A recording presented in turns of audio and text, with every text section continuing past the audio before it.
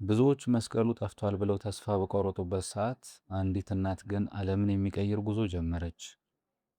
ዛሬ ግንቦት 9 በቤተ ክርስቲያናችን ስንክሳር ታላቋን ንግሥት ቅድስት እሌኒ የምናስብበት ዕለት ነው። እሌኒ ማለት የነገሥታት ንግሥት ብቻ አይደለችም። ለጠፋው እውነት፣ ለተቀበረው መስቀልና ለቀዘቀዘው እምነት ዳግም መነሳት ምክንያት የሆነች የጽናት ተምሳሌት ናት። ዛሬ እኛ የጠፋብንን ሰላም የት ነው የምንፈልገው?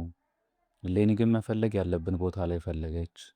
ቅድስት እሌኒ በ80 ዓመቷ ነበር የጌታችን መስቀል ፍለጋ ወደ ኢየሩሳሌም የተጓዘችው። ዕድሜዋ፣ ድካሟና የነገሥታት ተቃውሞ አላገዳትም።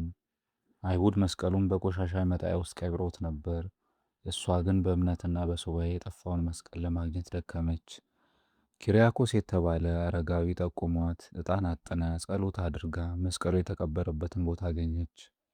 ግንቦት 9 ይህቺ ታላቅ ንግሥት መስቀሉን አግኝታ ቤተክርስቲያን ከሰራች በኋላ በሰላም ያረፈችበት ቀን ነው። በስልጣን ላይ ሆኖ ለእግዚአብሔር መገዛት፣ ባለጠጋ ሆኖ ለመንፈሳዊ ነገር መንቃት ምን ማለት እንደሆነ በተግባር አሳይታለች። ቅድስት እሌኒን ስናስብ እኛስ የሕይወታችንን መስቀል የት ቀበር ነው? በውሸት፣ በሱስ ወይስ በቸልተኝነት? እሌኒን መምሰል ማለት ዕድሜና ስልጣን ሳይገድበን ወደ እግዚአብሔር መመለስ ማለት ነው።